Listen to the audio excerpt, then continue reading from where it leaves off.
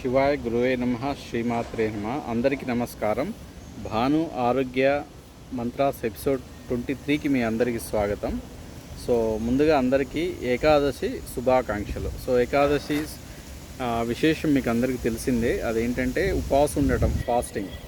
So మనం fasting ఉండటం వల్ల మన శరీరంలో రికవరీ సిస్టమ్ బాగుంటుంది, ఆరోగ్యం బాగుంటుంది. అది మనకు తెలిసిన ఒక సామెత ఉంది కదా, లంకనం పరమ ఔషధం. సో మనం ఇలా ఫాస్టింగ్ చేయగలిగితే పుణ్యం పురుషార్థం రెండు ఉంటాయి.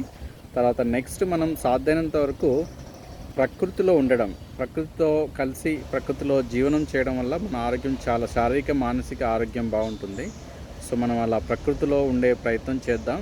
దట్టు సాధ్యమైనంత వరకు బేర్ఫుట్ వాకింగ్, అంటే మనం బయట షూస్ చెప్పులేం లేకుండా నేలని తాకి వాకింగ్ చేయగలిగితే బాగుంటుంది. ఎందుకంటే భూమిలో ఉన్న ఎలక్ట్రోమాగ్నెటిక్ వేవ్స్ మన శరీరంలోకి వస్తాయి. అవి మనకు ఆరోగ్యానికి చాలా మేలు చేసే విధంగా ఉంటాయి అన్నమాట. సో మనకు ఎప్పుడైనా నేచర్లో కనెక్ట్ అయి ఉండడం మాత్రం అల్టిమేట్గా ఆరోగ్యం బాగుంటుంది. సో మనం ఆ ప్రయత్నం చేద్దాం. మనం ఏదైతే చూస్తామో, ఏదైతే మాట్లాడతామో, ఏదైతే వింటామో అది మనం అయిపోతాం. So what we see, what we talk, what we listen, that will become. So మనం తినే ఆహారం కూడా మన శరీరంలో 6వ భాగంగా మనసుగా మారుతుంది. తినే ఆహారం 6% అంటే 6% మన మనసుగా మారుతుంది. సో మనం అదొకటి తినేటప్పుడు జాగ్రత్త తిందాం, మనసు పెట్టి తిందాం.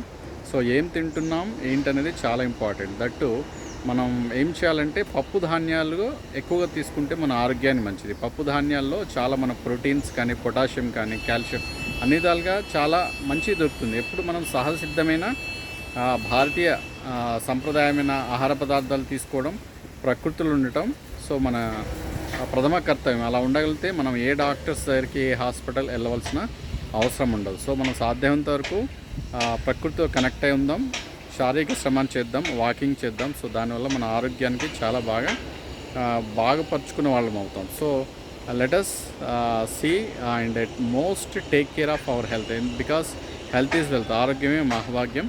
సో మరి ఒక ఎపిసోడ్లో మరికొన్ని విషయాలు తెలుసుకుందాం. అంతవరకు సెలవు. జై భారత్ మాతాకి జై హింద్.